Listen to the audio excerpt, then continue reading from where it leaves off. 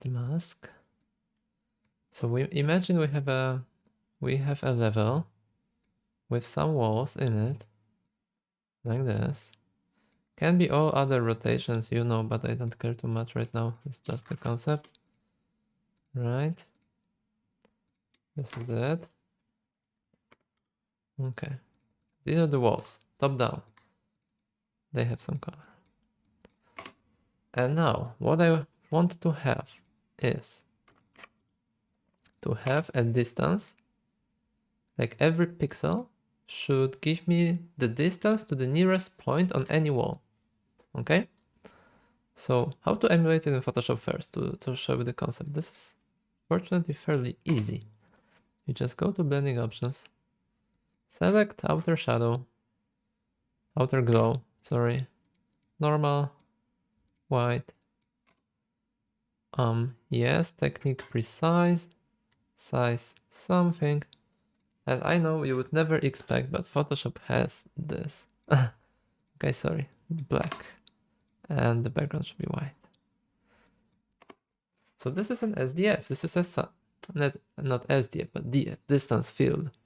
Not a signed distance field, but a distance field anyway. Basically, every pixel shows you the distance to the nearest point on any given wall. So you can see what's happening here. When I move this, hey, come on. Wait a second. Come on. Okay, yeah. You can see the funny shape, and the funny shape, it results from the fact that there are multiple walls that can be considered closest, like here, maybe this distance, or maybe that. So you can see the line forming, but this is okay, because we don't care which wall, just the distance to the nearest point on any wall. And by using these SDFs, or currently DFs, without S, without sign, they're just positive, we should be able to draw a shadow, hopefully, but we'll see, because it's just an experiment on my side, and I learned together with you, okay? Now, as you can see, this is just a black and white gradient, right? In pixels, this is like, what, 200 pixels? But I need a gradient, so this distance has to be measured in something that I set the maximum. So maximum is 207 pixels. I can do less, okay? And I know you wouldn't expect that Photoshop is a great generator of distance fields, but it is. Huh. Outer glow. And here you can see what's happening. Two directions, right? Diagonal is basically the same, 90 degrees. So we just set up the maximum size. And towards this, after this radius, you won't be able to tell anything. It's just cut off. But we don't care, because we assume that at some point we just don't care. Okay, so that's the main concept, right? Of course, wall will be black in that regards. So black, right? Meaning that I can actually do a signed distance field. Just take a look. I'll make them black, or red or something. Maybe red. Wait a second. No, the other way around. So not only outer glow, but also inside glow, inner glow. Method normal, size something the same. Okay, so let's assume 80 pixels here, just for the preview, right? For the concept, and 80 pixels there. And now let's say that the positive will be blue. Visualization, nothing else. The positive will be blue. Wait, where is it so slow? It's just Photoshop. Okay. Oh. For some reason, Photoshop is super slow. I don't know why. Maybe it's because it's using GPU. GPU. Where is it? Performance, use graphics. Nope. See. Okay. Should be faster now. Or is it? It's not. Okay, anyway. So let's assume red for negative, blue for positive. Now inner glow. Yeah. Yeah, so imagine that. And now with this, we know that at 0, we have the wall, right? So if I do stroke, do it yellow or something. Yeah. So you can tell that here at exactly 0, whichever direction, right? Negative 0 is the same. We are at the wall. So what I will do in Unreal, what I think I will do in Unreal is I will take some position, camera position. Let's say it's here, like the player. And what I want to do is I want to draw shadows. So black, see, not visible. Okay. And now let's say that the player, maybe that's the wrong place. Maybe the player should be there. And now the typical fog of war works like this. And we are here. We have some field of view. For example, from here to there. Okay. Field of view of the player. And typically,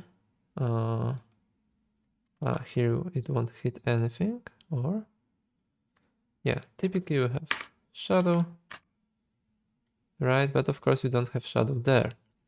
So what to check? What to check to not have shadow before the actual wall? What we should do is that we should take this point, check the distance to the wall, because here we know the distance to any wall, right? Given the big enough radius. What? Big enough radius, 160. Fantastic. Same here. Not softer. Precise. 60. What? 160. It disappeared? No, it's good. Okay, so we know that we are 160 pixels from the wall or more, right? So I take a step from here, at least 160 pixels, maximum I can take, and check. And I don't have to take smaller steps because thanks to the distance field, I already know by how much we are to the any nearest wall. Any, okay? So there's a guarantee that at least 160 pixels, there's nothing. So this, and then I hit already a shaded area, meaning that, oh, something is approaching. So I check how much and it says, for example, 120. So, wait, why is it so slow? Come on. Photoshop, be normal. What? Let me save that, something's wrong. Projects. Where's the F to D? Concept STF war concept. Great. I'm gonna close that thing and open it again.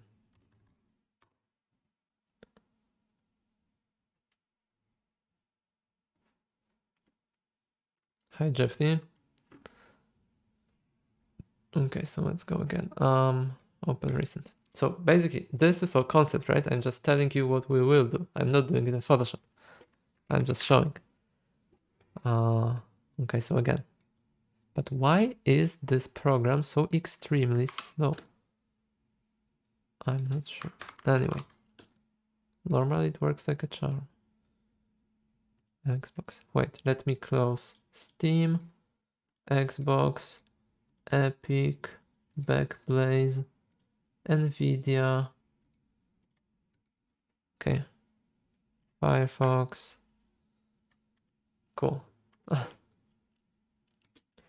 Legomin asks if inner glow may be costly to generate. Yeah, that's true. But this is when I just move the radius, then it's cached, so it should be cool. It's not every frame. Something's with the viewport. Ah, whatever. Okay. So here we go. That's the idea.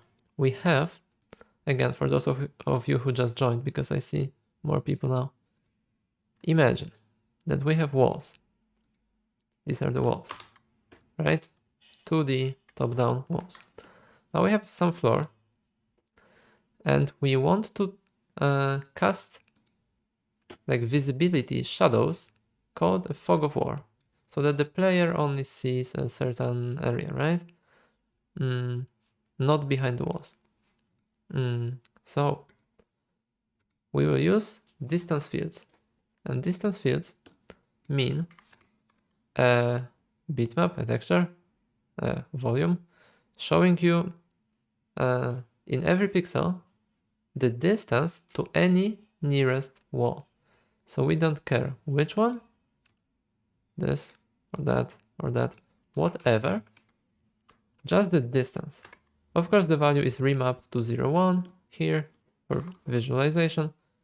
And there should be some maximum that you take. That, for example, you stopped caring about above 160 pixels, because you have to stop somewhere. So the calculations are not, infinite. And Unreal can generate such distance field for us, even in real time. It first generates it for every mesh if you enable the option, and then it can give you the global combined distance field, which is very nice. And that's what we're going to use in Unreal. And now to finish the concept. So we need to invert that. Basically, there is darkness everywhere, and there is some cone from the player. However, what to do with the fact that we don't want to see behind walls? What to do? By the way, let me make this cone bigger. Moment.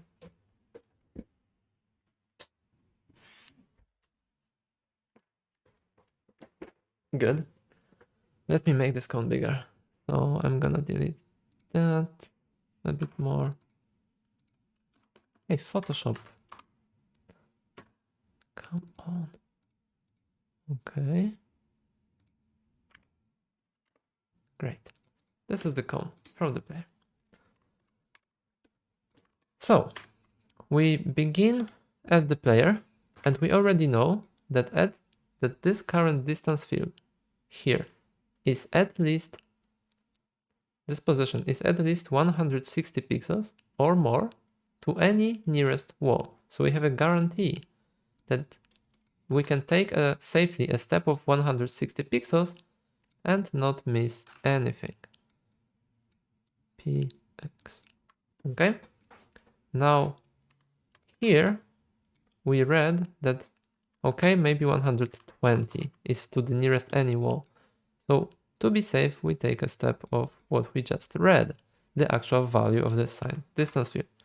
So 120, and again, and now we have to stop because it tells us that, hey, danger, be careful, it's only 30 px to the any wall, so probably to this wall.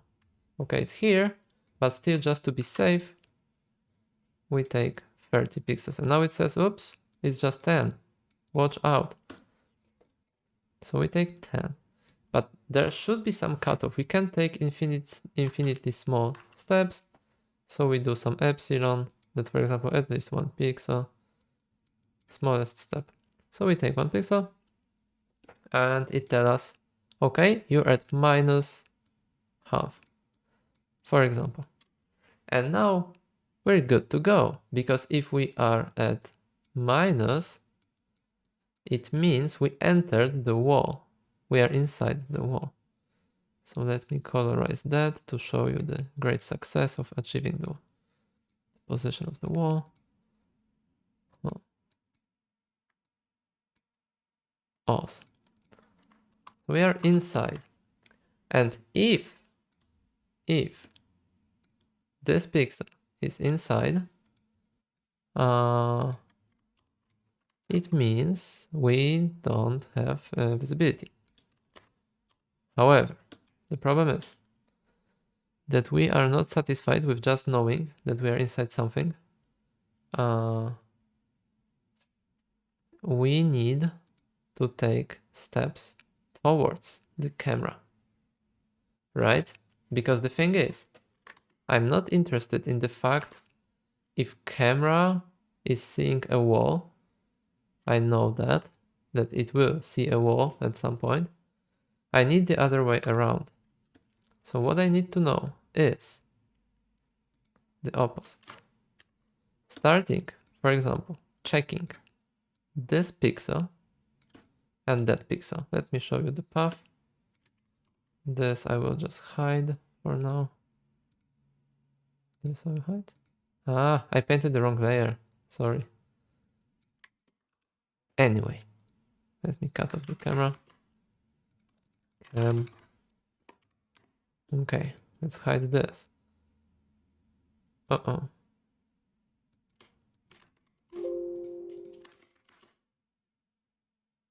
Okay, now it's good.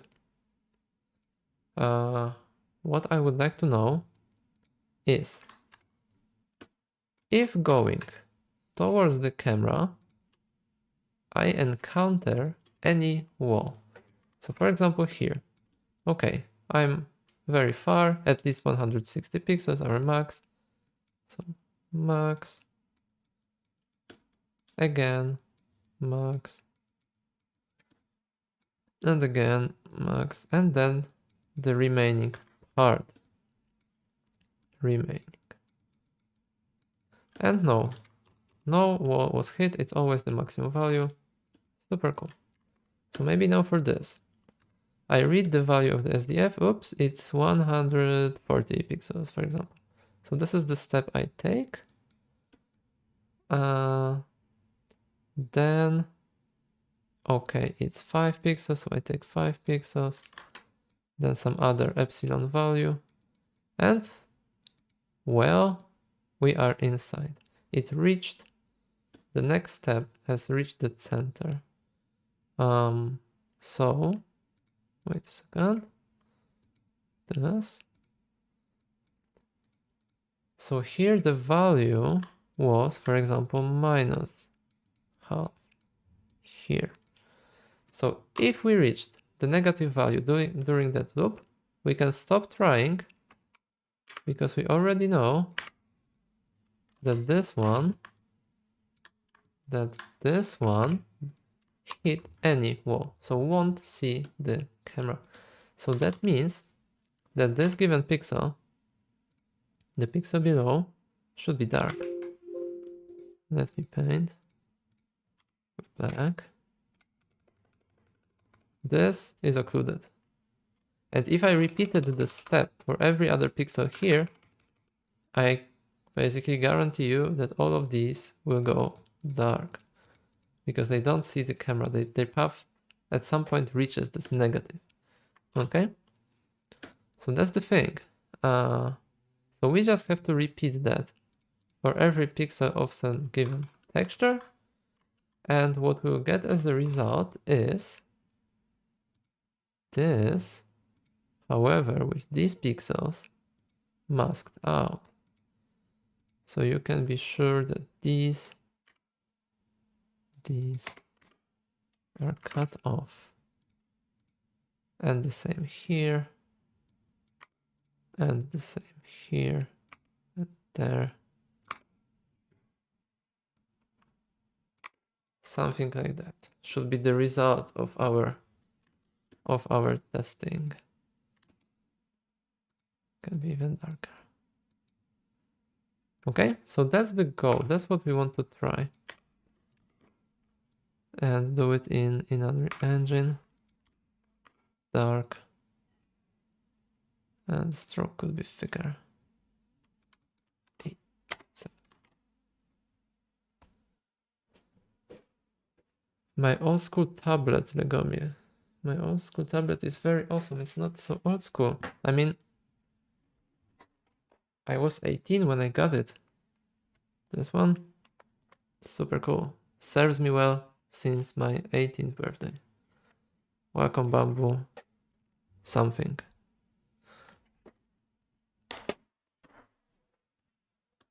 And I didn't feel the need to upgrade despite 10 generations of Intuos or whatever. Okay, so here we are. Wait a second, someone's writing. Yeah, it's up there. Right. So now let's try to do it in Unreal, right? Or do you have any questions so far? Write on the chat. I make a tiny break and wait.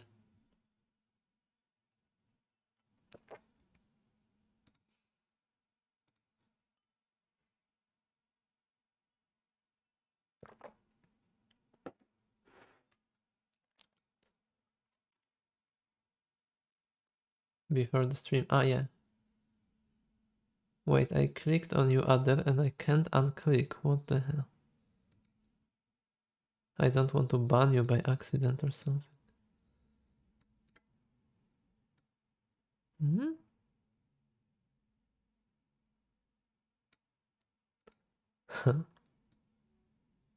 Okay, found it. Legomin asked if I can calculate the normal of the sign distance field and then use that instead of every pixel. But what would it help in that example? Because I need the direction to camera. And SDF is like global, you know, the same for every angle and so on, like uniform. By the way, this is badly drawn. This is badly drawn because this won't be visible as well. Now it's better. Now it's better. Okay, so let's go to Unreal Engine, and the first thing we need is the actual field. Shadow concept or like camera.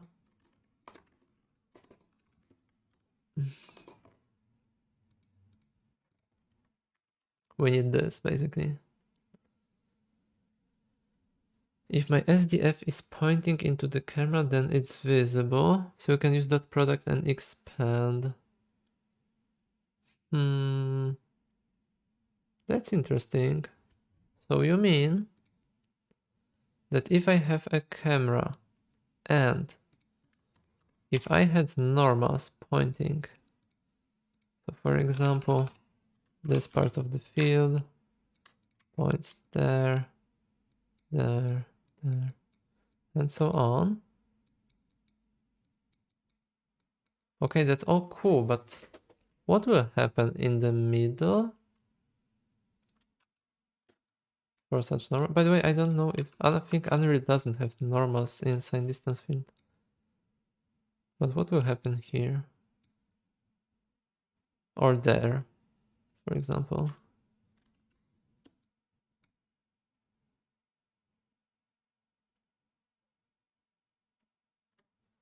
Piatnashkin asks if in this world any insufficiently thick object is transparent. Yes. Yeah. So very thin walls will be basically transparent from the shadow casting perspective. But I think that's something you have to keep in mind when, you know, designing this stuff. Basically pick the right SDF density. And you can override it per object in Unreal. So that's not that bad. I need to do it in 2 steps. Yeah, but I mean, Legomir, if I have normal, what happens when they collide there on a normal? Because distance doesn't care. This is just distance. It's identical for these two. But the normal, I'm not sure. But then you mean I should compare the normal with the camera and check the dot product between them? And if it's negative, it means the camera doesn't see, right? That sounds clever, I think. No, but look, here, it may, by some accident, point outwards. So, you know, stuff will be crazy there, I think. I don't know.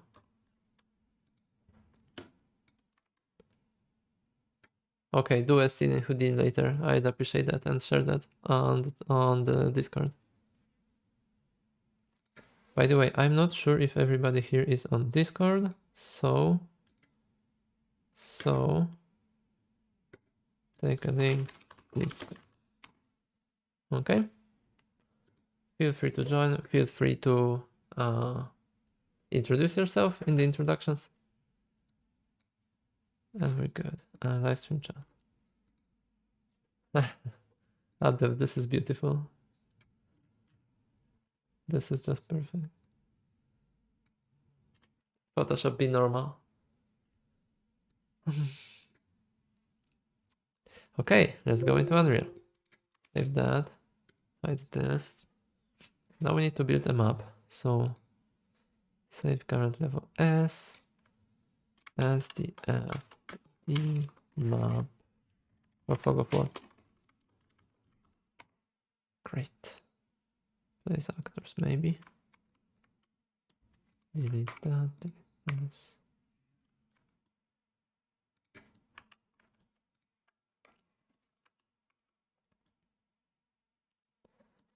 Okay. So the first thing we need to try to just even be able to start is to try generating a distance field. So let me check in project settings. In project settings, do I have distance field enabled? Yes. So in engine rendering, you have distance fields. Generate mesh distance fields, true. This means that every mesh will get them. So now let's place some geometry meshes. Basic cube rounded. Okay, tower wall, right? If you open the mesh,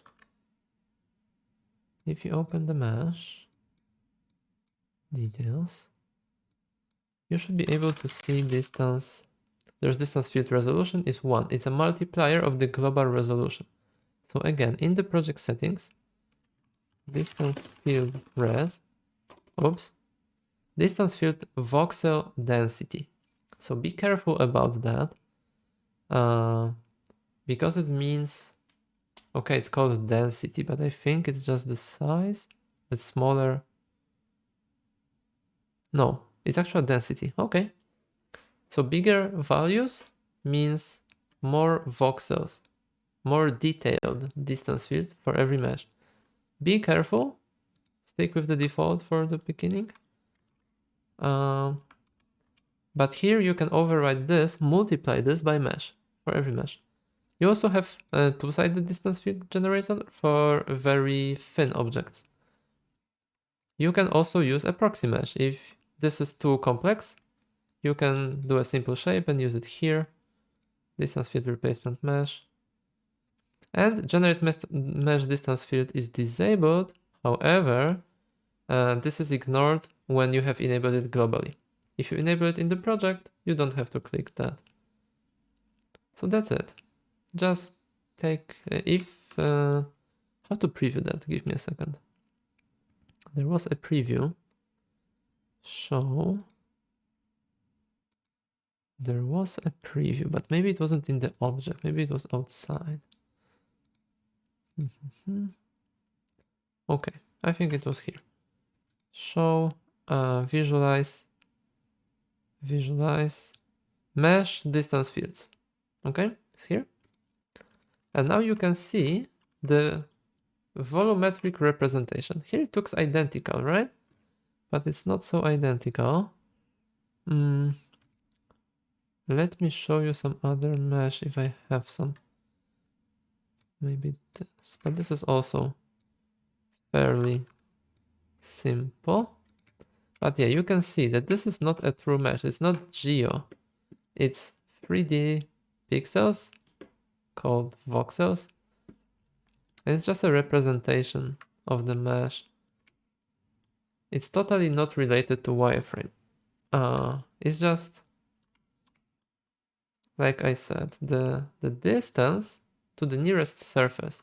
And based on that, Unreal just neatly rasterizes this. But there is no geometry here in this view. Just the distance fields. You can see another thing. So show, visualize. Let's disable this mesh distance fields. And let's show you distance field ambient occlusion. So this, the FAO, distance field ambient occlusion, is an ambient occlusion method which uses distance fields instead of the geometry. So when you have trees or something, you can have cheaper shadows and cheaper ambient occlusion because you just go through the distance fields, whatever their resolution, but usually low, instead of the actual triangles. So this is cool. And you can see how it nicely reacts to things cutting through other things because distance fields are easy to merge. So it doesn't care. It doesn't care.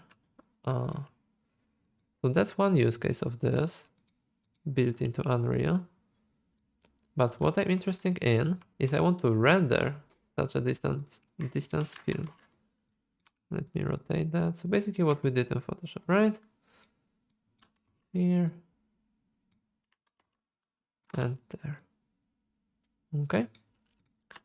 Now to render this, what I want to do, I want to take a scene capture 2D. I already had one, but whatever. Scene capture 2D. Or no, first, let's make a material. So I'm gonna copy this. I'm gonna copy this. Or maybe just a plane. Plane would be better. Okay. Is it a plane? Yes. 0, 0. And now, wait, everything is too high. Let's call it fog capture field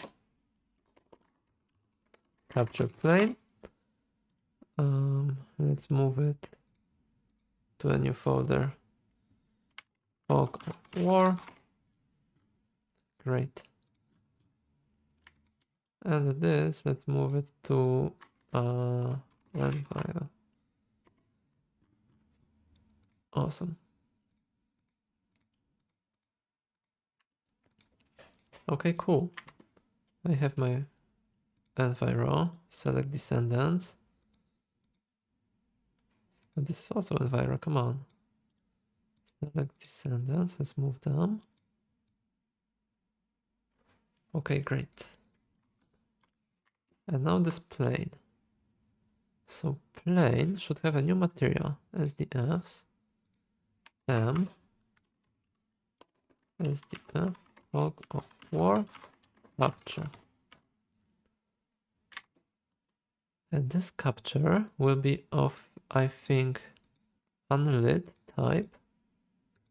And it has to be translucent because I don't want it to mix into the environment, okay? Translucent. Okay, and there should be distance. Distance. Packed distance field? No. Distance blend. Distance to nearest surface. Exactly. Position, word, position, including material offsets. Let's display and let's see what we have. Probably will be white and super bright. What is it? Ah, I have to drag and drop it. Okay, great. And now, can I actually hide other actors while displaying this? Yeah, because then we lose this distance. But I would like to, you know, preview its kind of content. No, I can't do it, I think. If they render, they are visible.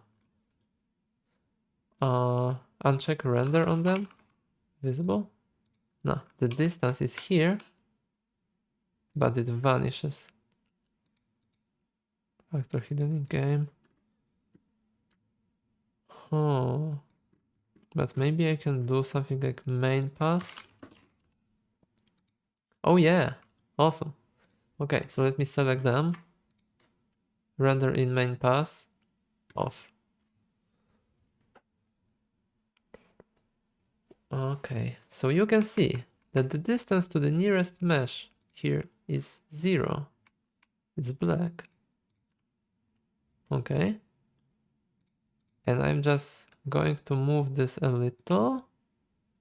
And you can see the distance being darker and darker until it's actual 0. That's cool, right? So we have this distance field. I wonder what's going on here, but probably it's the floor. It probably is the floor. Yeah, the floor is just so close. It's so close to this. So I would like to exclude the floor. So I'm gonna to take my capture plane and move it 50 centimeters above the ground. Great. So our eye testing will be at 50 centimeters, or maybe even more. 100. Maybe actually at the eye level, like whatever you decide. So that's it. Test sphere. Let's move them a little. Test sphere. Okay, cool. So we have that. We have that. Now we have to render that. But there's this distance field is unclubbed. It's giving us bloom because the numbers are really big. But should we care? I think it's cool. It's okay. So now scene capture actor. Scene capture 2D in the middle of the scene, rotated 90. Like this. No, not like this. Like that. Wait. Okay, now it's cool. And just move it whatever the height, because I want to use orthogonal. So projection type orthographic. Yeah, I know it's asking for trouble, but whatever. Can I view through this? No, I can't. However, I can make a render target because this is a texture that we render to. So texture, no, materials, render target, RT, fog of war, distance field. I use it there. And you may be able to see, but the projection is wrong. The projection has to be ortho with. Okay, so any number that covers your entire play area. So it's in centimeters, so 1600 in my case fits ideally the size of the plane, which is 16 meters. So here we go, this is the capture. Let's put it into fog. Fog, distance, field, capture cam. Awesome. And you can see that it renders the thing. However, I would like to see the actual actors, right? So render in main pass, yes. But now we can see the unfortunate spheres and walls. So what to do? Select your capture actor. There is scene capture. And go to, how was it called? Wait a second. Ah, by the way, you can disable a lot of things. Atmosphere, BSP, decals, fog, landscape, particle sprites, skeletal meshes. Static meshes, keep them. Translucency, no.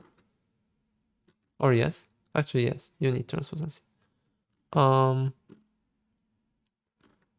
now there was advanced show.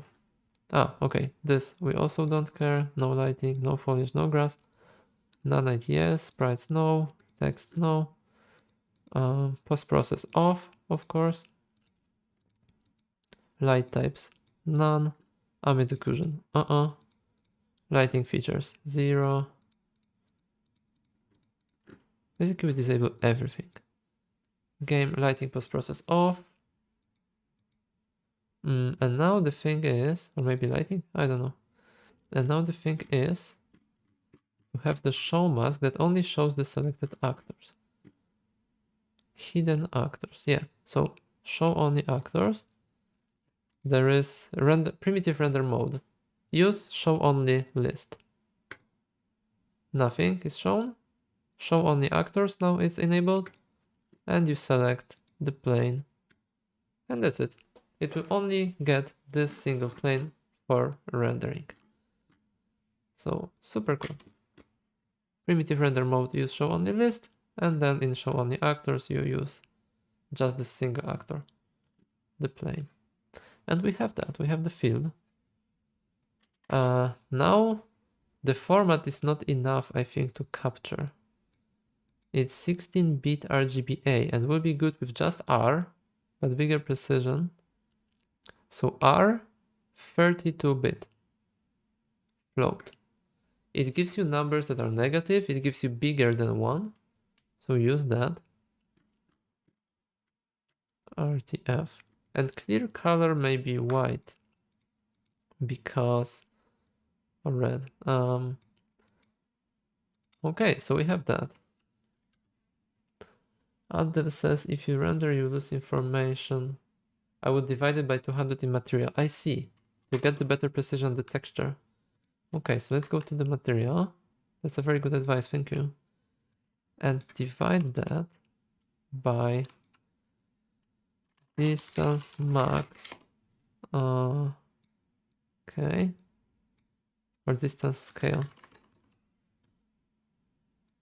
Distance multiplier. Wait. Divided by distance multiplier by, for example, 100. Apply. Yeah, thanks, Adel. That's a good advice. So now we have better precision on all this. We actually see the values as gradients. So now on our field, yeah, much better, thank you. We have that. However, we can see the distance to the floor.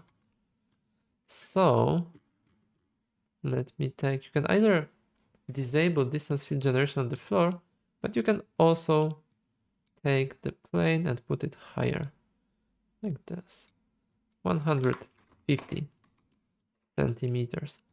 And let's put the spheres. Maybe they're okay. So maybe a little lower. Yeah, and the distance maybe 100. Should be fine. We'll see. We will see. You can see it ends somewhere anyway because of the, limitations that the fields can be of extreme size. Okay, so we have that. We have our capture actor.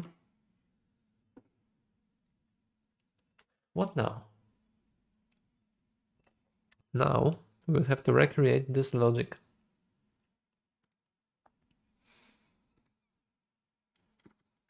Nothing new on the chat. Do you have any questions so far? Or any thoughts about the approach? Because the chat is surprisingly silent. By the way, new people, don't be afraid to discuss. I think the community is super friendly, and whatever your questions, whatever you don't understand, let me know. Because the huge advantage of doing live streams is that you can ask and I can answer immediately, or I can correct course. You know, something's too fast, too unknown, unexplained. That's the way to go.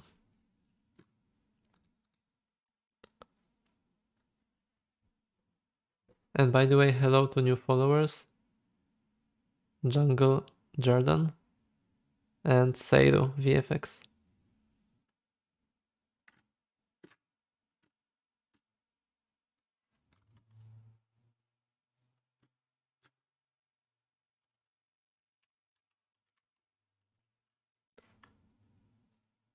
So again, for those of you who joined later, the concept. We have the distance field and we will take steps towards the camera to check if any step resulted in a number that's negative or 0, which will mean that we hit a wall, and if we hit a wall, this pixel is not visible from the camera, so it has to be black. And if any path reaches the actual camera, it's going to be white. And we also have to compare, but that can go later, the angle. So not only the path, but the angle to make a cone, not a disk. So this is the field that we already have, the distance in centimeters to the nearest surface. We are using built-in distance fields in Unreal. Show, visualize, mesh distance fields. Wait a second, I'm gonna hide that, I think. Yeah, you can see this is not geometry, these are just distance fields. And thanks to this, we can have the distance, the actual distance. So you can see that Unreal renders the surface at 0. At 0. The precision is not, infinite, but it's good enough. And you can control it in the project settings and in the mesh settings. So advanced. Show, visualize. Okay, cool. And this I can actually hide. Draw in main pass. Main. What? Where's this? It doesn't have draw in main pass. Render in main pass, sorry. In main pass. Nope. But now the texture became black when I disabled this. So I have to somehow force it. To force it, I may need something there. Use show only list. That's cool. But can I force them to show?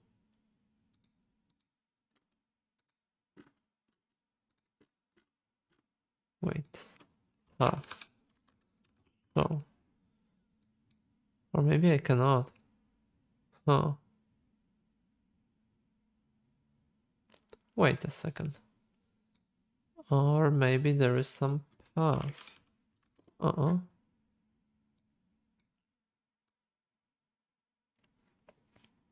That's surprising. Capture source. Sync color HDR, yes.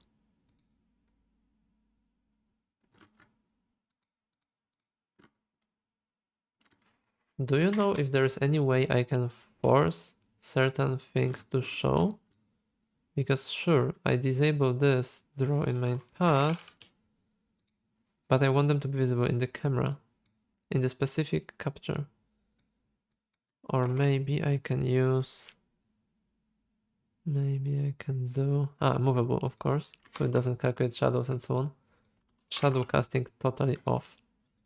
Okay. Huh, block all dynamic. No, no collision. Visible. Hidden in-game. Draw in virtual. How can we do that, to be honest? That's something I haven't thought about. That I have to hide this for the player, but not for the scene capture.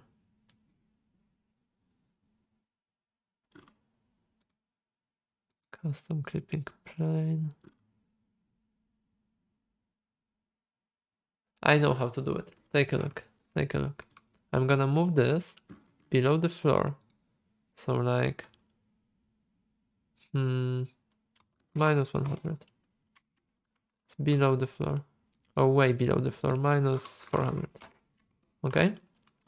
And now in the material, I'm gonna do append vector capture height offset, and I'm gonna do,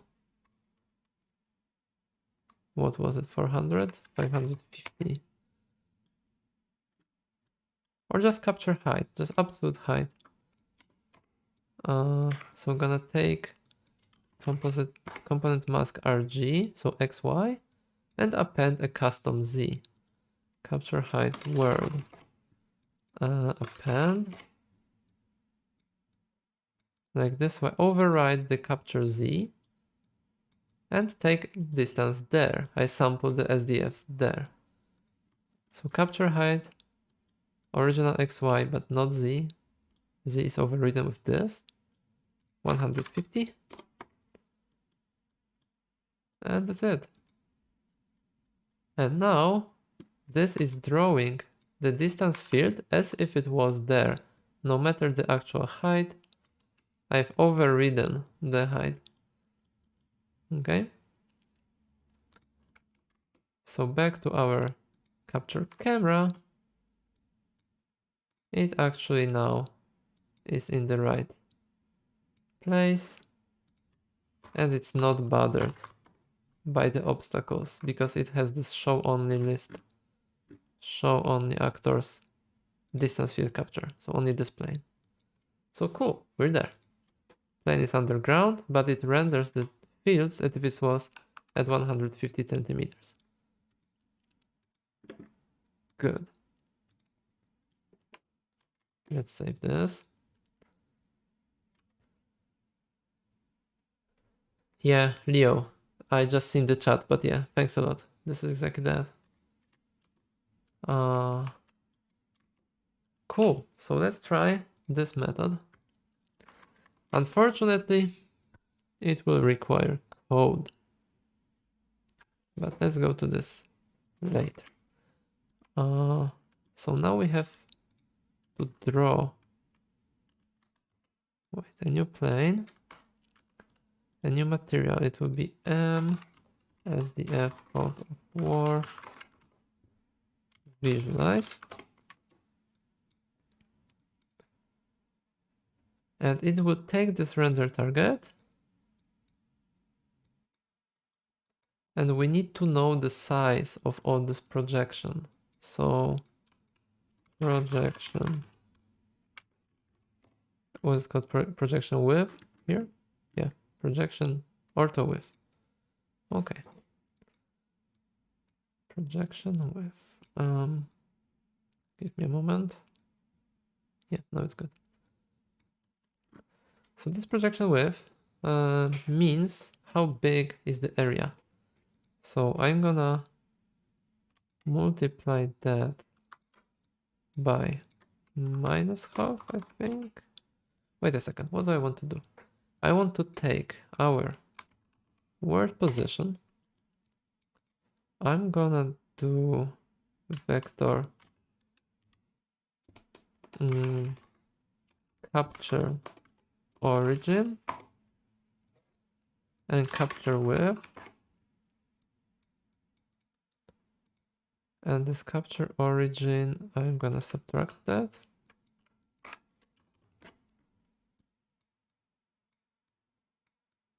So I have the position relative to the capture camera, okay?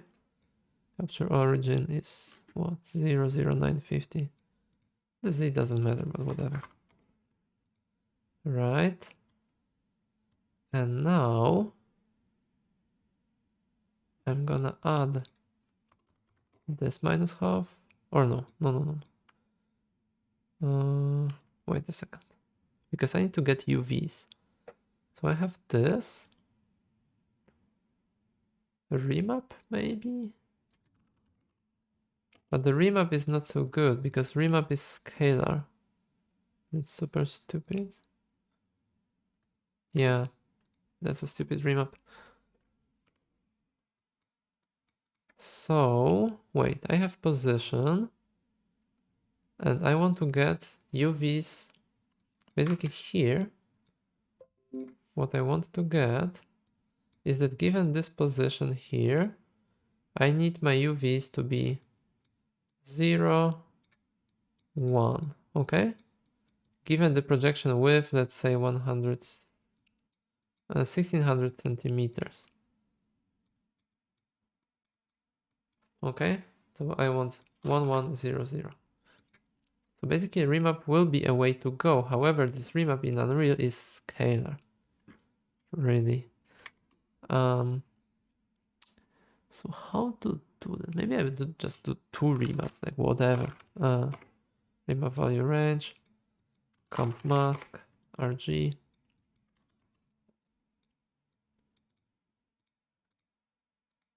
Great. And I'm going to remap. First red, then green. Red meaning X, green meaning Y. Okay. So capture width. I need half of it, like this. Minus half and half. Capture width was 1600. Minus half and half. So yeah.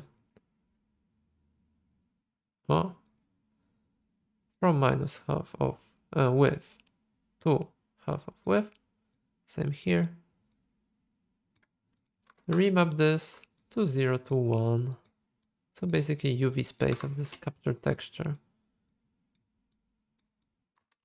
is the same.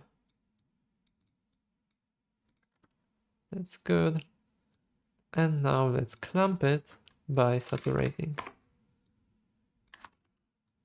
You know what saturate is, right? I don't have to repeat myself. Why they are different size, these two nodes? Is something different? Oh, this one doesn't have the text input. Why? Huh. Okay. It has to be perfect. Now it's okay. Okay, so let's see if we have UVs actually. Let's draw them. So frag, no, nothing. Just draw, append this and that, and just draw. Okay, here they are. If I move the plane, the UVs stay. Great. So we have that. UVs perfectly matching this 16 meters. Now if I scaled this capture width, it obviously gets smaller, right? This is the area, and then it repeats itself into infinity. So 1600. This works. Now let's read the texture then. So let's take that comment UVs of the capture render tag.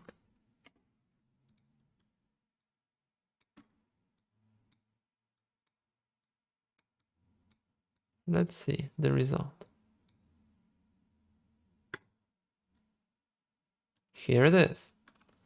And now to compare the actual plane. Oops. It's not the same. It's rotated 90 degrees. Rotated 90 degrees, but why? Wait a second, is this X? Yeah. Oh, I can just rotate the camera by Z. Oops. Minus 90? Yeah, now it's good. Okay. So this is fog. What? What? Fog visualizer. Awesome. And the actual capture plane. The same. Let's move it below the ground. Okay, cool. So we have our visualizer. Very cool. It displays the same thing.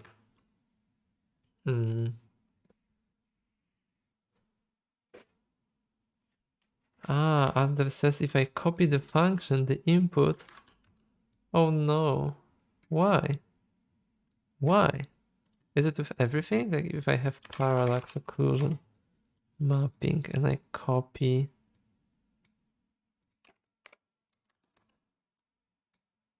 What the hell? It removes this types like 2DS, V2.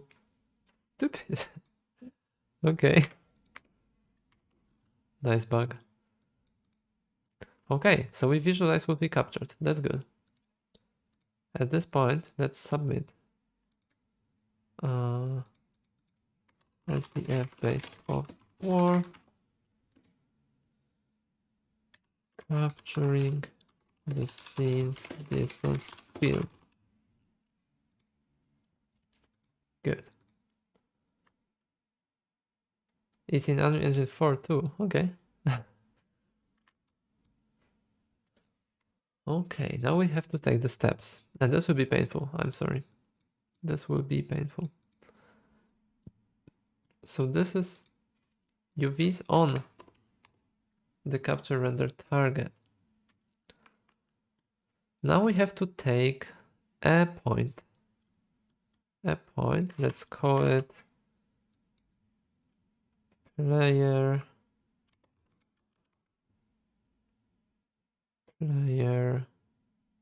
position,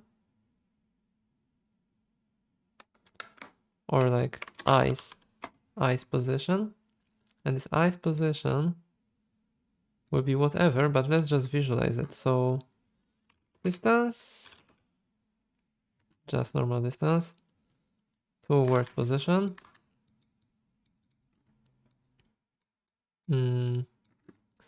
Oh wait, that's the problem. I will have to put the eyes position for the same logic. Okay. So I need to do it like that, and I need to pack it into a function. So let's make a material function. MF SDF fog of war.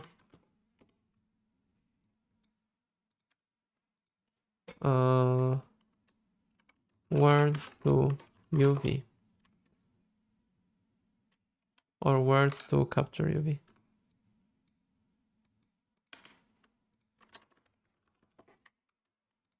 Great. Gonna paste these. And there should be an input, function input. It will be word position.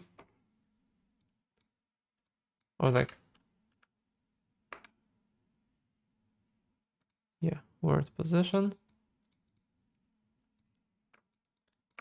Preview could be just the word position. Yeah. Use preview.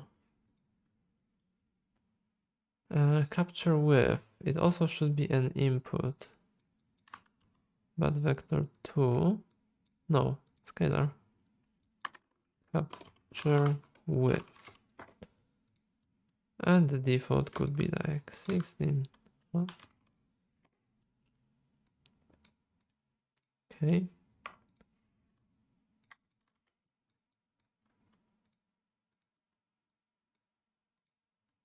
Is there anything else? No. Ah, capture origin. Wait a second.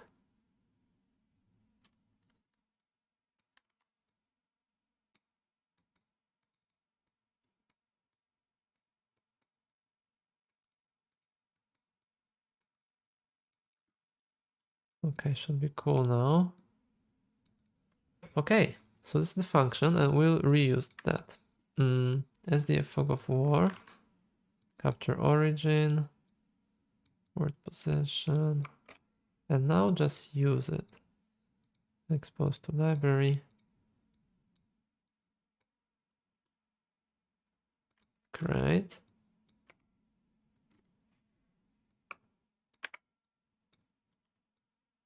Oh, great.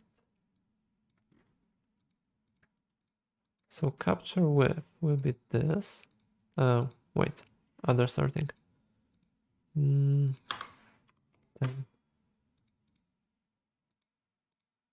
And word position here. Good.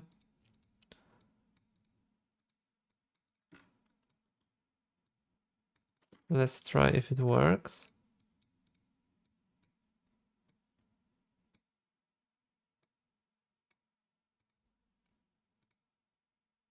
Okay, seems to work the same. This is cool. Zergring says happy TechArt Wednesday. Hey, it's very happy Wednesday. Always good to do some cool stuff with you people.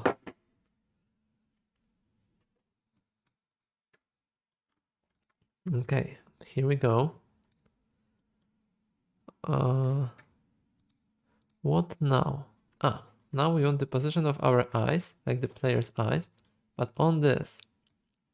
So just to visualize that, just to make our life easier, let's place a cube or a sphere, a tiny sphere.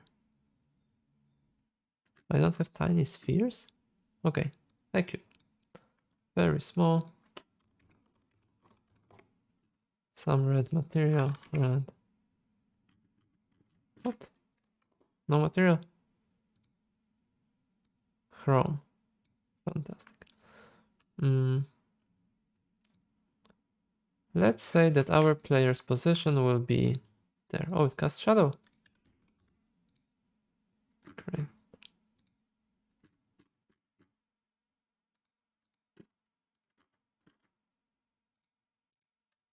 Maybe it's too small, right? Too small. Okay, cool. Just assume this is our player, okay? Somewhere in this field. Okay, maybe Chrome is not the best idea. Whatever. Green. Fantastic. This is the player. Or maybe, okay, no, this is the player. Cool. So its position is this. I'm gonna copy that. And there's eyes position. I'm gonna paste that. Oh, I can't. Come on. This, that. Okay. So I pasted the position as the argument, as the parameter. Eyes position. Now, I need to do the same. So convert this position to UVs. So word position is eyes position. Capture width is the same capture width as there. That's good. And I just need the distance on the UVs between these two. So distance. Distance.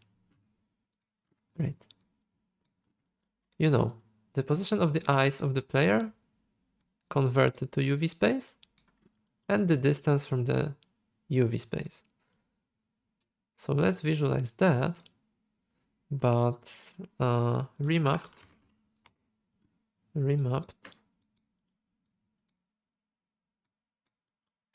It will be this distance. It begins, so 0 should be at distance max. So radius max. Radius max will be, it's in UV space, so 0.6. Good. Input high will be 0. Target low will be 0. Target high will be 1. And then just saturate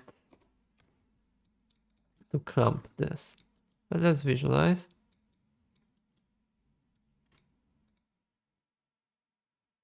Great. So as you can see, the distance from the player's eyes clamped at something 0.6.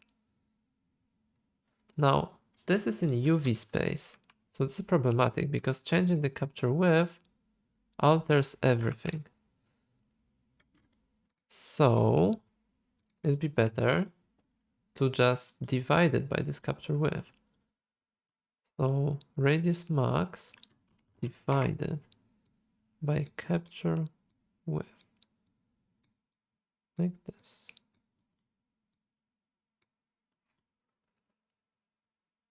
I can do it in a better way, probably. Wait a second, because this is becoming clunky. Capture width again. Okay, cool. So this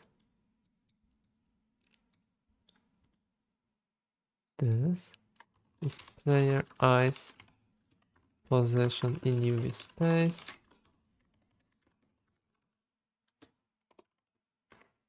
Okay. This is pixels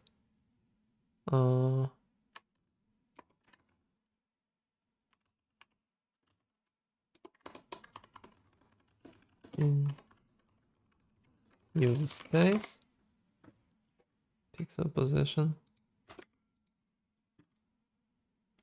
and that thing it's a radial gradient from player's eyes.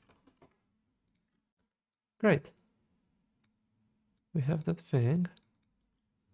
We can see that. And I can also set not only radius maximum, but also minimum. Give me a second. Whoop. Wait, what? What did I change?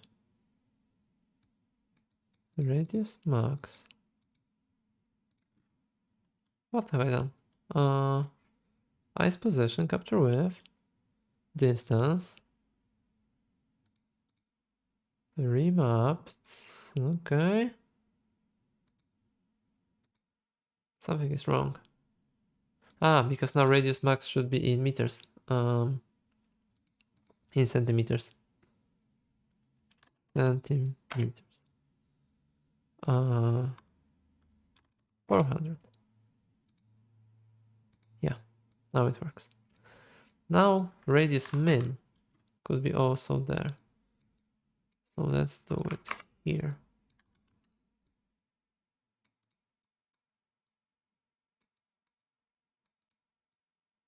Radius min.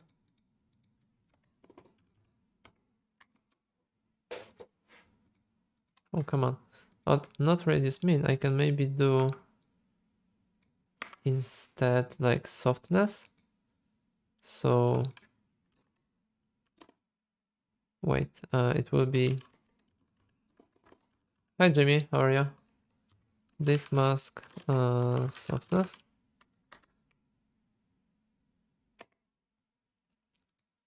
and disk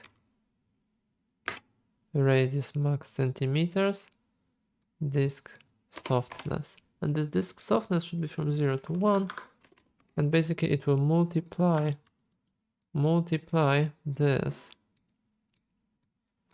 And the softness goes to the input high. And by default, no, disk hardness.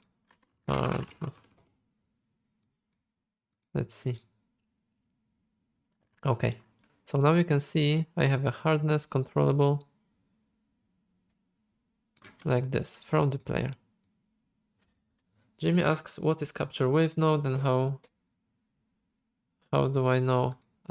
So this captured wave is just my own parameter, because here I have, wait, let me hide that.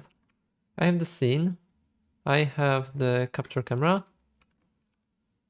and it renders the scene as a signed distance field, this. So a distance to the nearest surface. And it has a width of the camera, of what is captured. I set it to 16 meters. 16 by 16 meters. Here, ortho width. So I have to use the same in the shader to visualize this field. I have fog visualizer. I have this, and let me multiply. Wait a second. Multiply.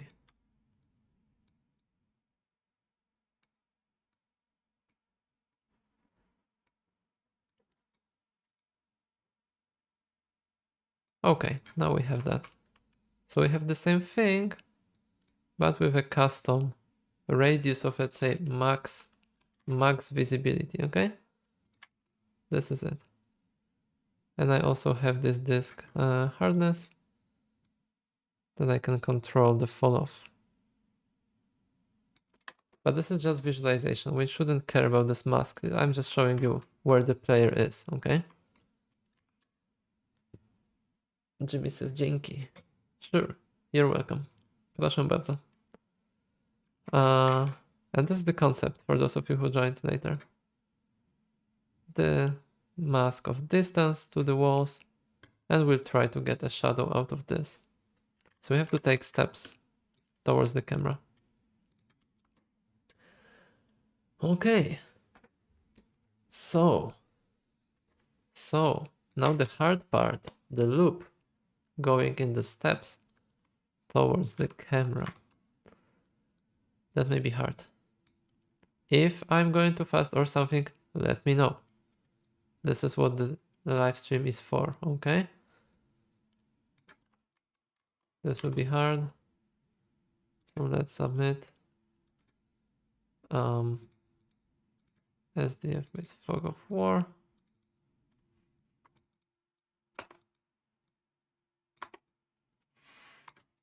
Visualization.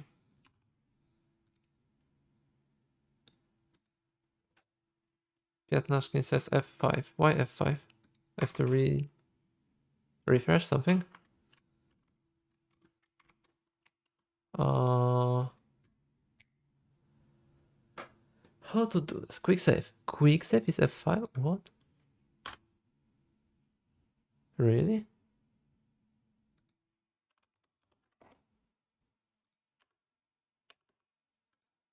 No.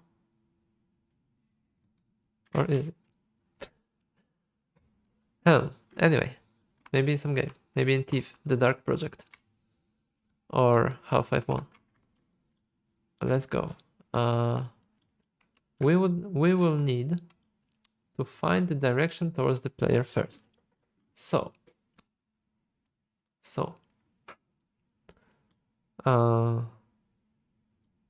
just joking. Okay, I got baited. I mean, it probably was universally recognized when I was playing the Thief Dark Project. And then console gaming ruined everything for everybody, right?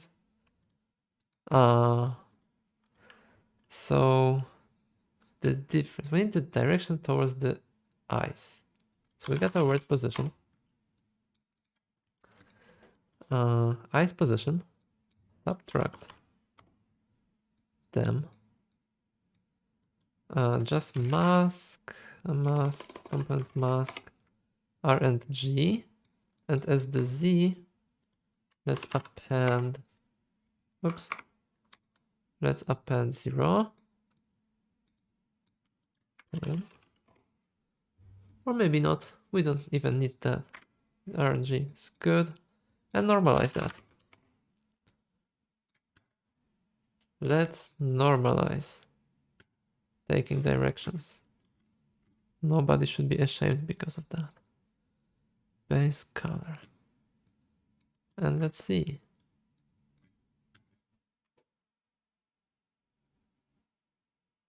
Here we go.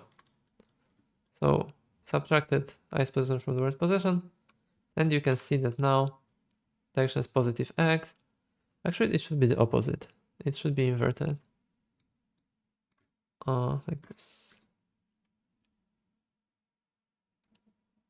Right or not? This pixel has to go the negative way to reach. Yeah, it's correct. Take a look. It's Alt F4. No. No, I don't believe you. However, it's interesting if there is some shortcut to just apply the current material.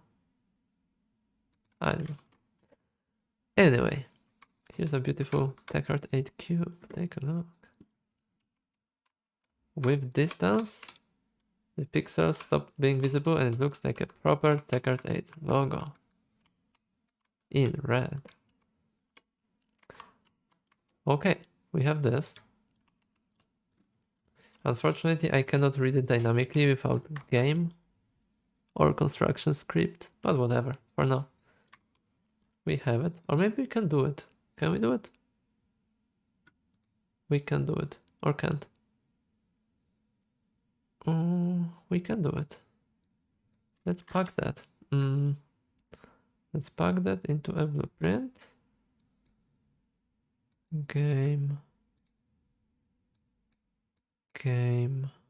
SDFs. BP SDF for visualizer. Good. And now it will take in construction script another actor. An actor in variables. Layer eyes. Actor. That's actor. Good. Player eyes. By default, this one. Oh, not possible. Whatever. Wait. Default is not allowed. Why? It's here.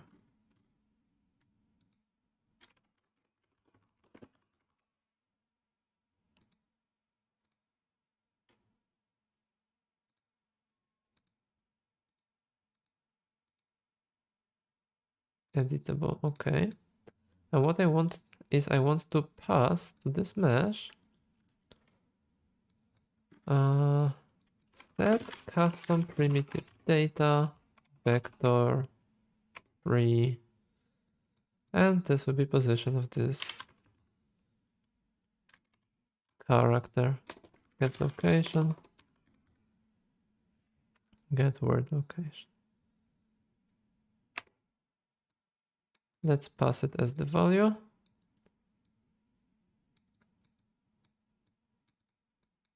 And that's it. Data index 0 is okay. And here I go ice position and convert it to use custom primitive, which is awesome because custom primitives are properties not per material instance, but per mesh. So we can have one material for everything and just change this value by mesh, per mesh. So take a look. Wait, give me a moment.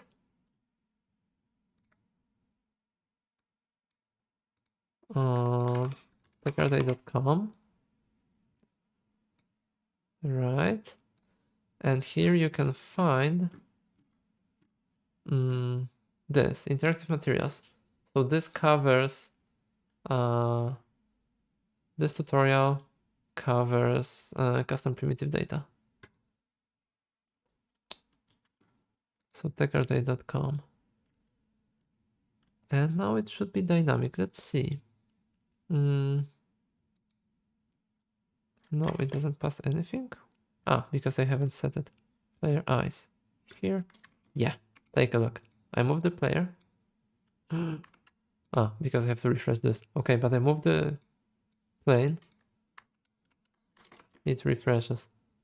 How to do it so it recognizes its references? Probably not possible. Yeah, but whatever. I can move the player. I can do a refresh button. Okay. Let's go back. Packet, very simple function.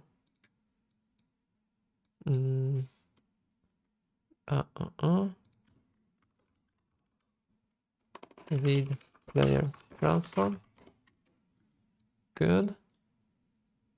And I also want to have this call in editor.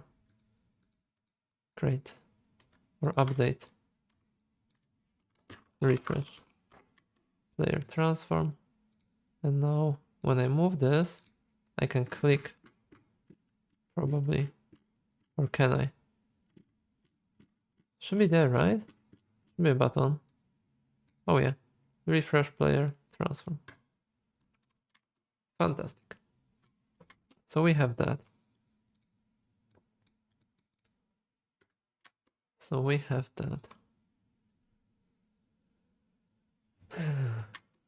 This tricky chat want to trick me into closing my editor.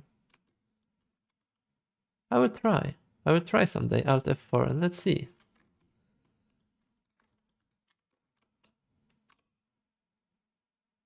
Yes, you. Okay. So we have that. Now back to our function, and this will be the heavy part. I'm delaying it as much as I can, but it's finally time. I'm sorry. It's finally time. Does it work? Yeah.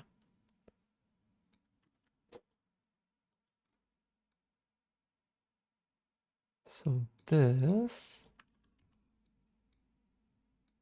thing is get direction player eyes. Good. Let's take this one. We have it.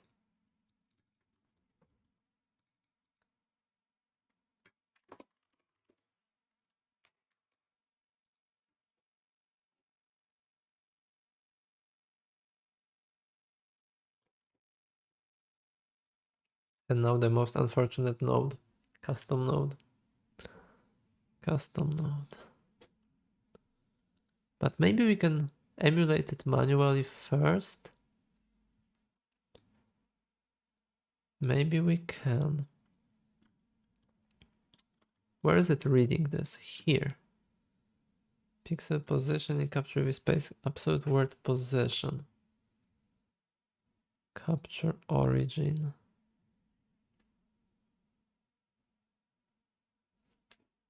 Why do I have capture origin? It should be inside. It should be inside. Yeah. Let's take it away from here.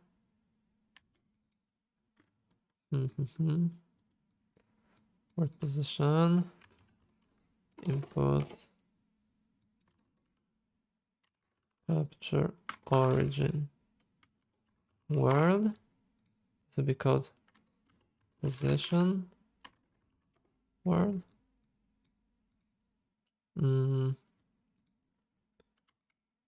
By default 0.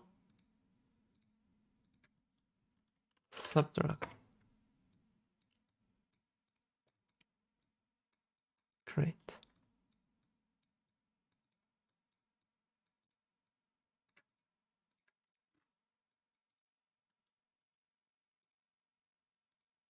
And now I need to fix it here. So capture origin. Oops, sorting.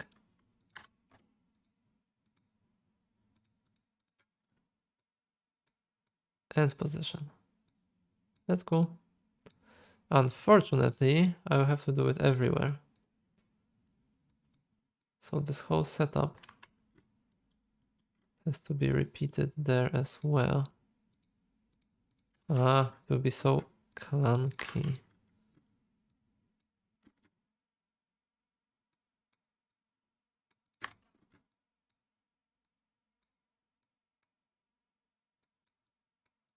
Good. Capture origin.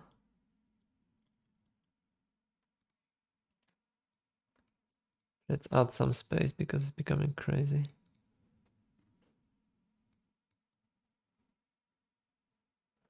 Okay. Radial mask from player's eyes. That's good. Ah, and I know what I want to do. I want to take like sample the distance field and take a step by as many centimeters. So first, let's start with a single step. So this, and then I take my last position, and there's this direction from two players' eyes. So let's do it like reroute node direction to eyes. Okay. And now I'll just do direction to eyes. Wait, let me maximize that. Okay, and take a step. So multiplied by this value. So I'm reading the field and taking as big step. So direction to eyes multiplied by the value.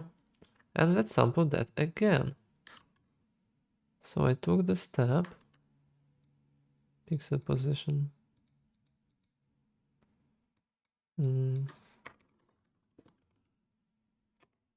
It captures UV space. Position word. So do you understand what I'm doing, right? I'm reading a value of the signed distance field at some point, of this field at some point, and checking by how much I can still move towards the wall.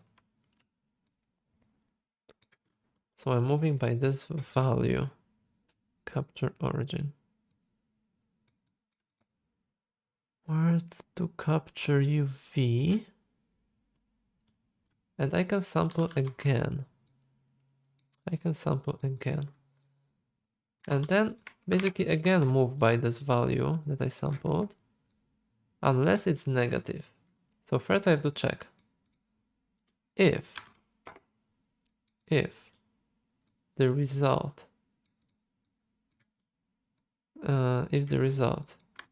is bigger or 0 or less. So if it's bigger, then I continue. Wait a second. Yeah, I want to display two colors. Green if we're still good, and red if we are inside. Or maybe blue, maybe more pleasant to eyes. And red if we are inside.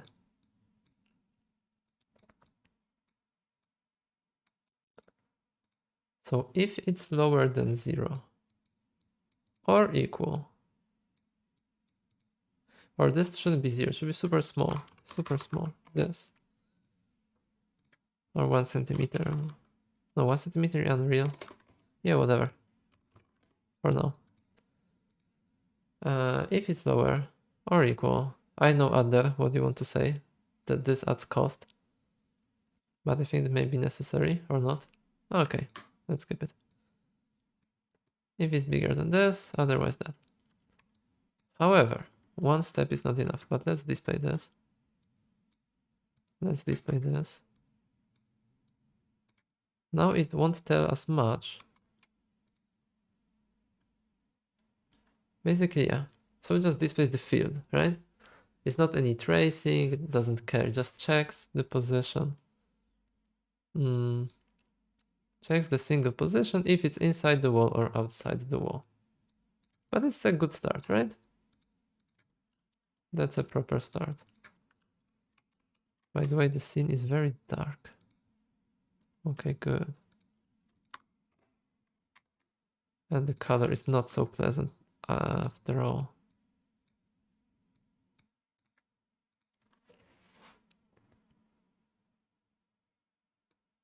Okay, cool. So we have these. Now, if it's still non-zero, I want to take another step. So another step coming this way. If it's already zero, I know that it is. I take the red color. But if it's not, I'm gonna take another if. Another if. With the same small value. So this again. And then only if it's bigger than zero, this color. Whoops, no. No. This was good. Now here. Wait, no. If it's bigger than zero, then do something. And only there, put this color. If it's smaller, it's already red. Good. And now what is the A? A is this. No. Wait a second. First I take this step. This step. Ah, then I take the second step. Okay. So another sample. If it didn't hit the wall, take another sample. Only then check. And this another sample will be there. What's the error? Cannot cast. Direction to ice. Ah, direction to ice can be 2D. Or is it 3D?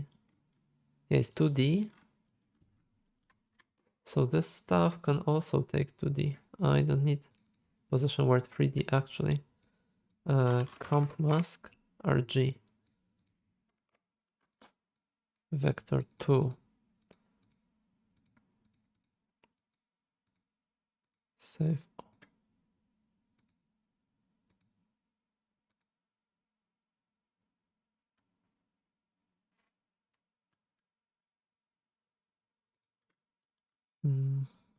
Yeah, it's okay. It's okay. So here I only need to do. Oh, it will be painful. Comp mask RG.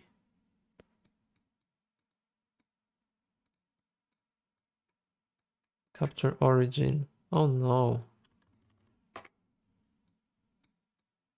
Really? Super painful. I have to repeat it everywhere. Come on. I'm gonna do make reroute node. Capture origin 2D. It's stupid, but it will look better.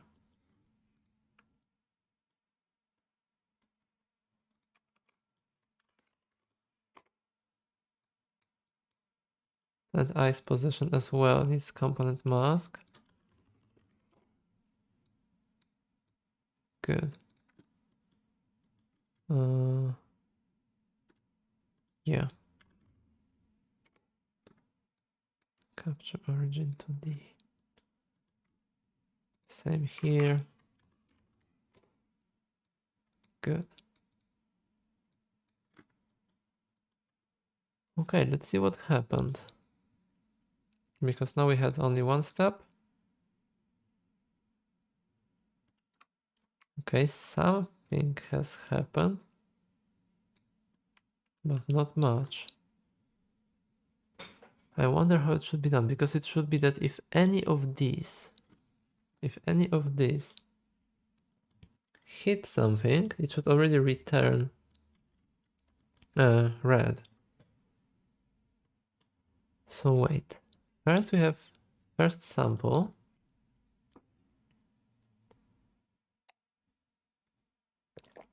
We check if the first sample is already something small. If it's bigger than this, then it takes another sample. Otherwise, it already gives us red. If it's bigger than this. Okay, this epsilon, let's change it. So, shadow precision.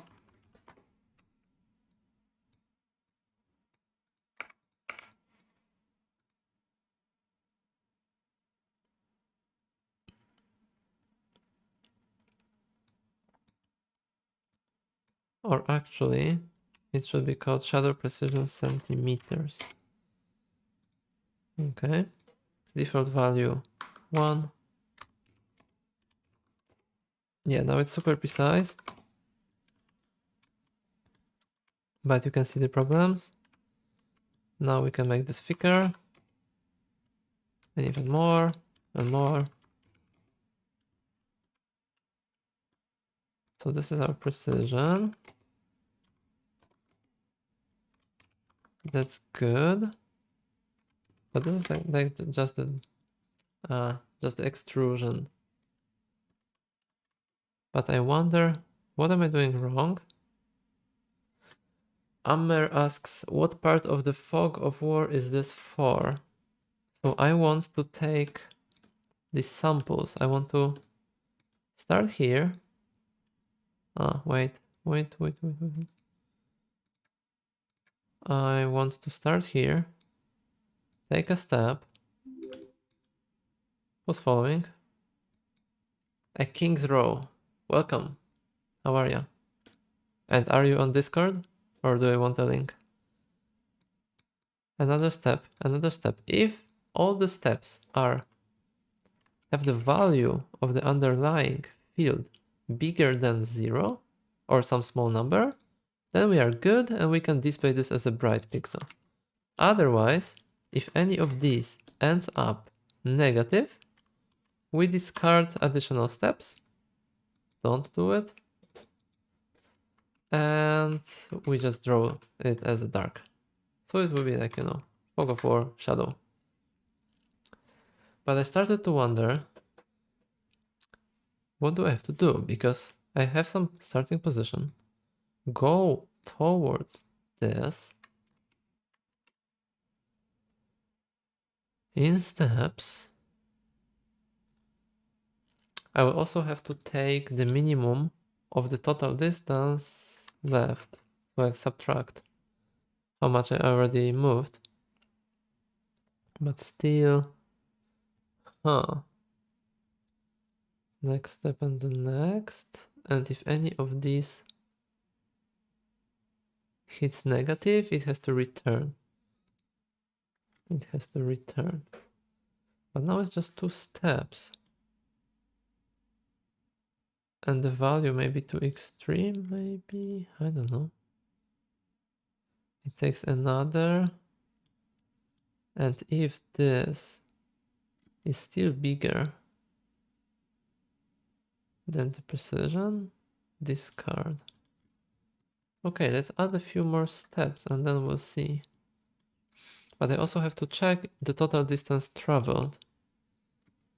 So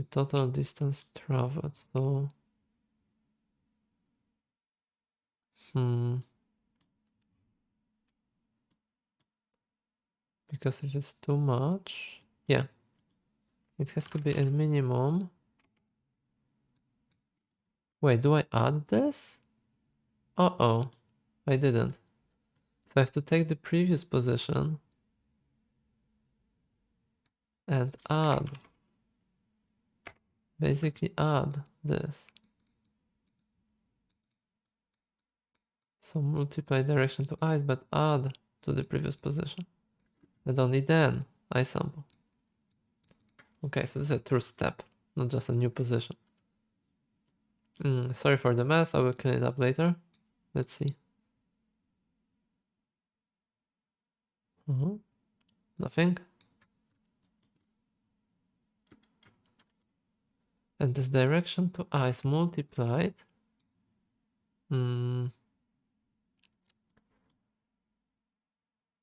Direction to ice multiplied.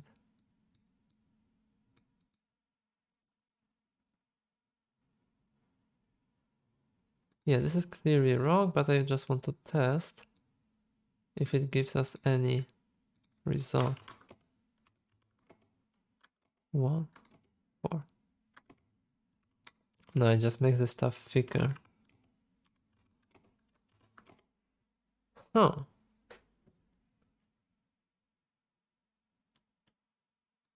But the step should be pretty big already. Oh wait, that's the problem.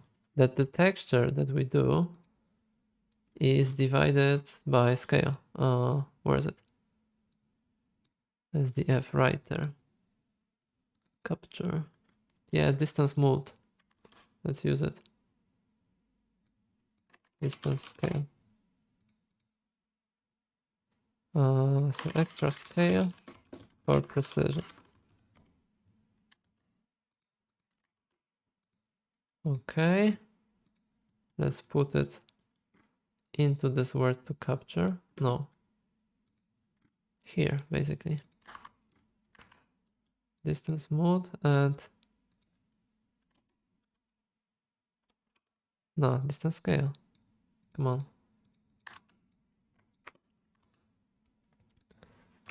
Keep in sync with MSDF fog of war capture. Great. So I have to multiply the result. And only then add. It's becoming crazy. And the same here. This multiplied or divided by the scale. Divided or multiplied.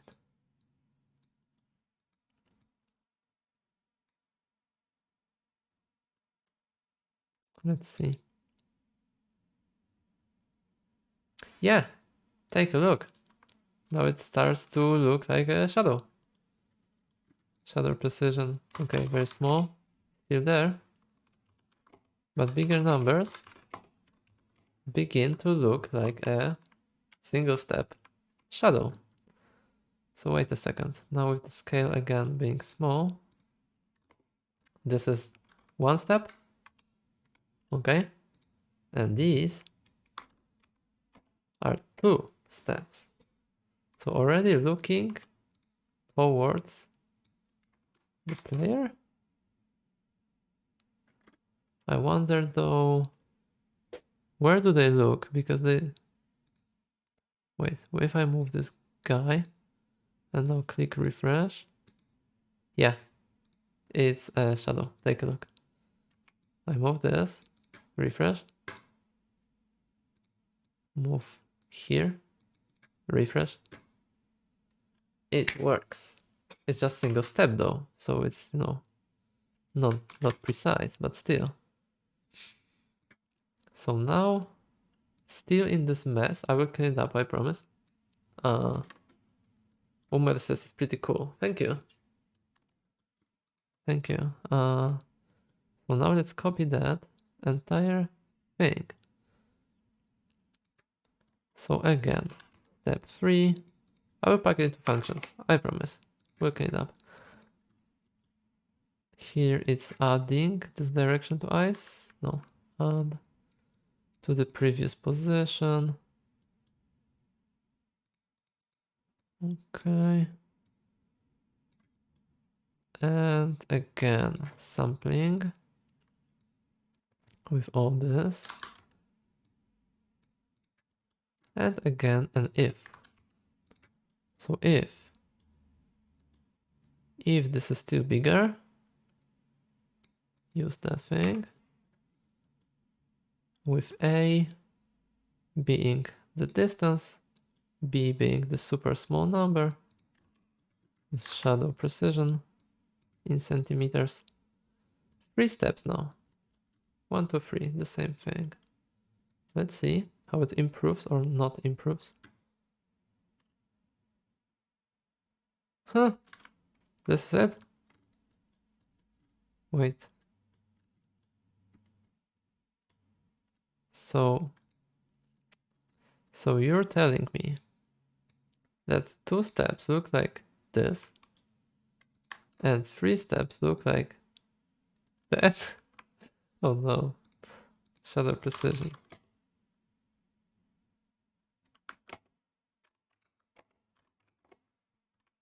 0, 2, 0, 1.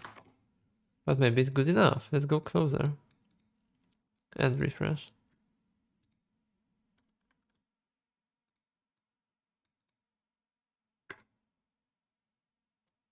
Huh. I wonder now how much of this is due to the resolution of the SDFs and how much is the actual, you know. Huh.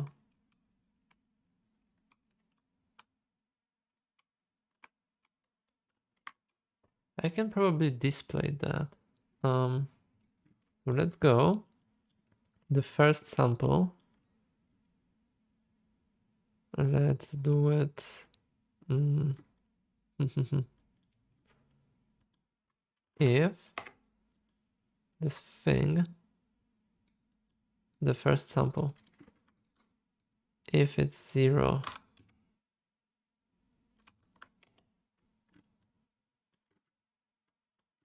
something like that.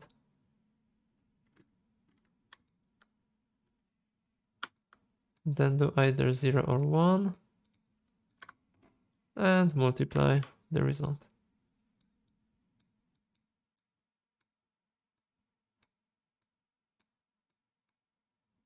Let's see. Okay, we have a mask of the walls.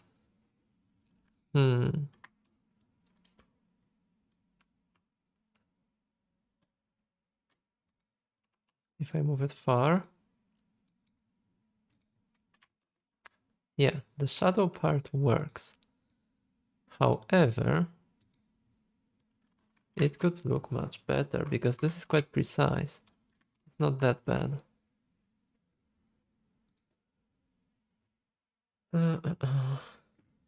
Wait, where's the trusty chat? Jimmy says that even if it's too fast to follow, they are amazed with what we're doing. Oh, Adel asks if I could make a longer, bigger gradient on the original material. Probably I can. So let's go to the original material. Words to capture UV. No. How is it called? Fog of war capture. Let's do distance scale. Oh, I can do the distance scale globally. Come on. Materials and texture, material param collection, MPC, SDF, fog of war.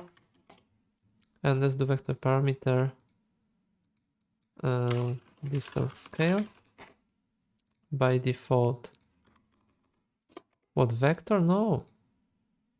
No. Scalar. Distance scale. By default, it will be 100. And let's replace that. Let's replace that. I forgot about having these global params. Now here, distance scale, where was it? Oh, come on.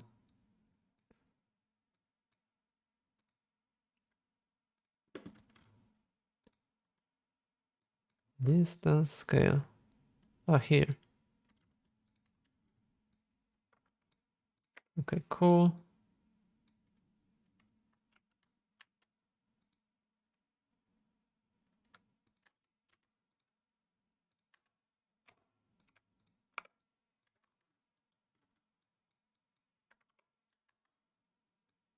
Great.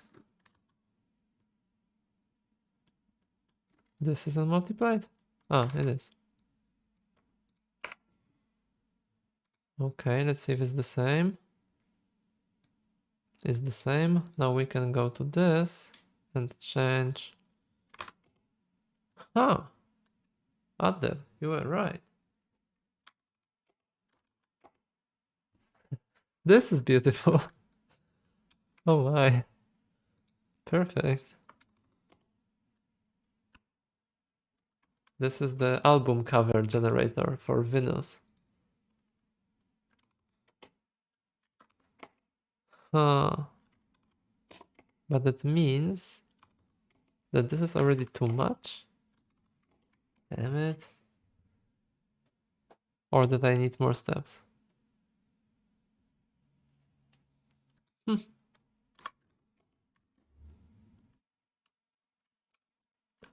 Okay, so let's check. What if I take the wall? Where's the wall? The wall. Divide all. This one? Yeah.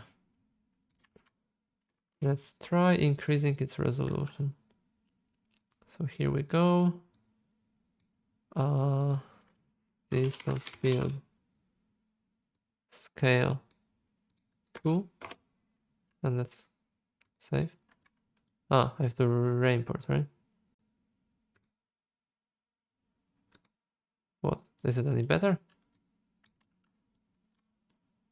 What if... Ah, it didn't change. So...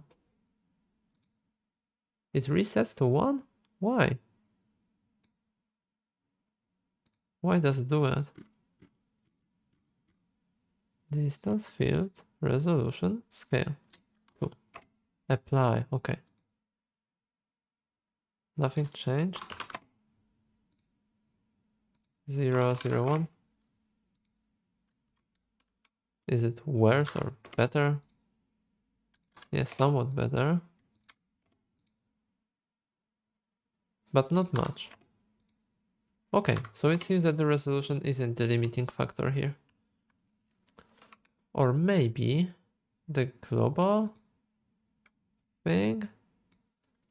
Distance field density. Let's do 0.3. It requires restart. Let's restart. Yes.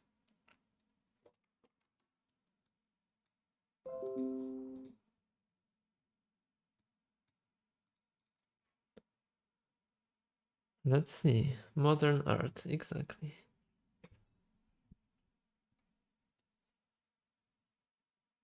Piatnashkin asks why the third step looks like this. What do you mean like this?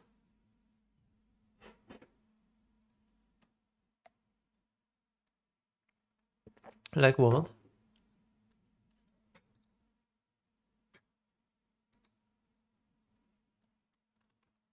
Okay, it's building.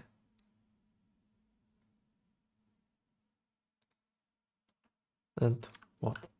Is it? What about the walls? What about them? Oh, here they are.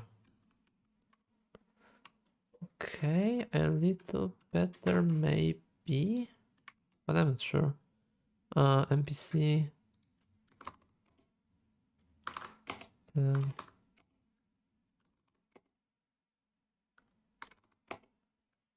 Actually, it is better now. So yeah, increasing the global resolution seems to help. 200.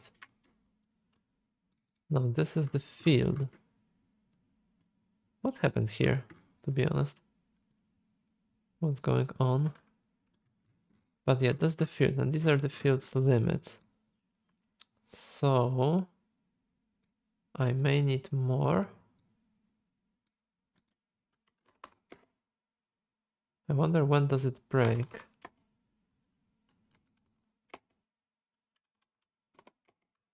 400. Yeah, now it's better. So I had to change the global density in the project settings. Project settings, mesh distance. No, distance field here. Here. Voxel density. Okay. So now in the back to the material. Back to the material.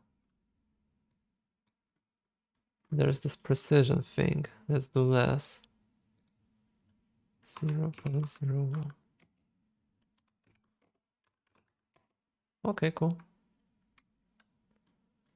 Is it in centimeters? No, because of the distance scale. So I have to multiply that as divided. Divided.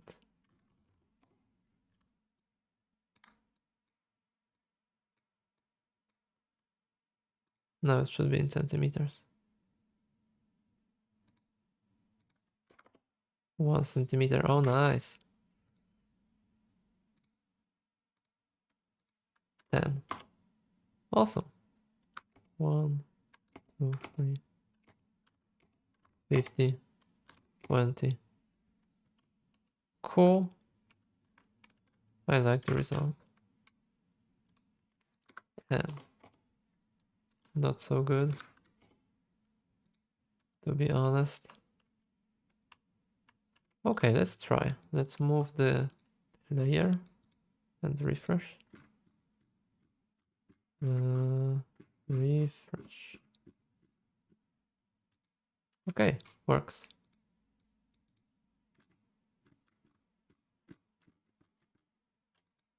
Oh, come on.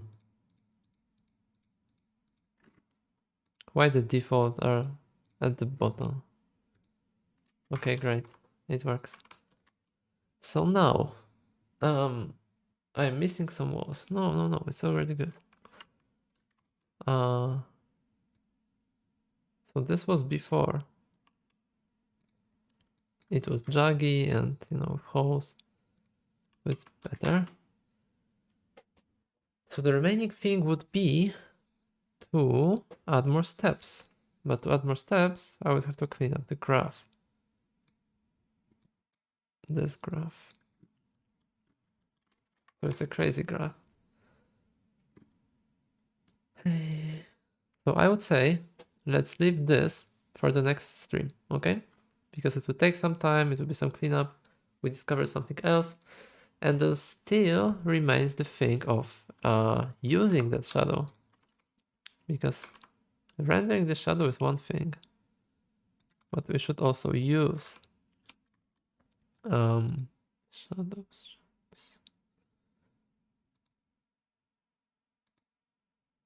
Yeah. So basically, I move the player, refresh, and I have my 2D shadows. Refresh. Not beautiful, not perfect, but anyway, we got that. Fog of War. How about to rig the box construction script to plain update? But how? Thank you, Adel, for being careful. How would you do that, Pietnashkin? Because I did the construction script here. And on construction script it happens, right? But how to rig that the movement of another object updates this object? It's already referenced, so it should know. How would you do that?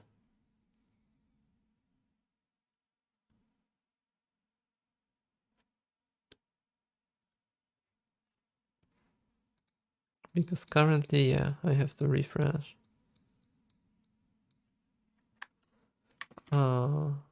Reverse the logic. Use the construction script of the moving box. Of the moving box. Okay. Thanks, Adder, for banning the spammer. That's good.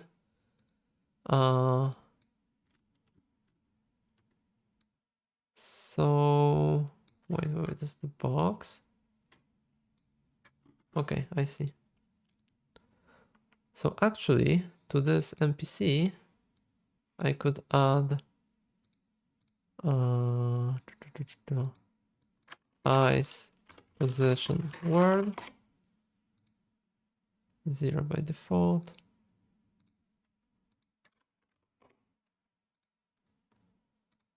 And I can use this instead. So here, there's ice position. It will be this.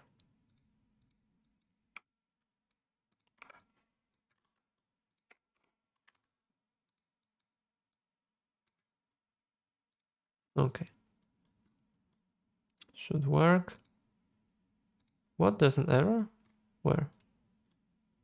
RG. Okay.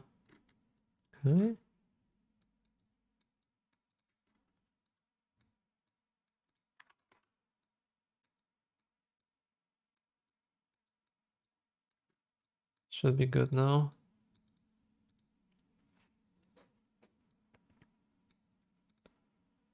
Okay, it's from the center, and now in the box, let's add a logic.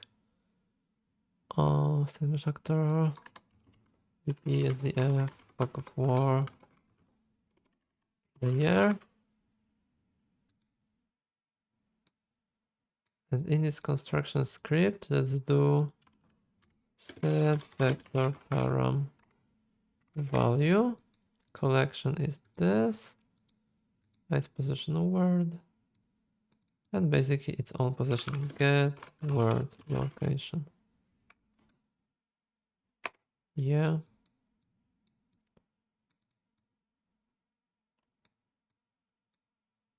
Cool. So it's just sending its own position on construction script. Okay, and now this doesn't need that at all. Okay, cool. Doesn't refresh. What? On construction script, set the value. And now this should read from the value, right? Material. It does. Ice position word. Also here.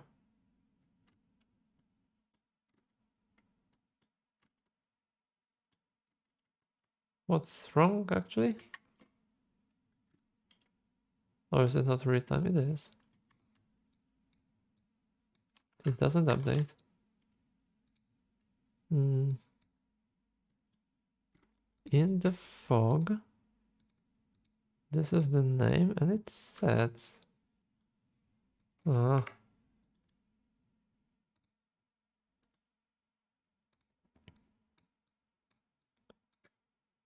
XYZ, right? Static mesh component, get word location, yes. Okay, now it works. For some reason, splitting this into parts helped.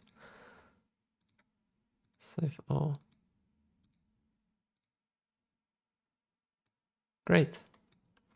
So we have, thanks Piatnashkin for the suggestion.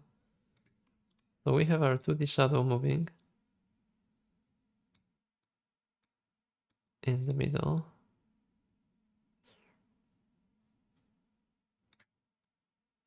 Okay, so we need in the next stream more steps for precision and actual use case of this tech.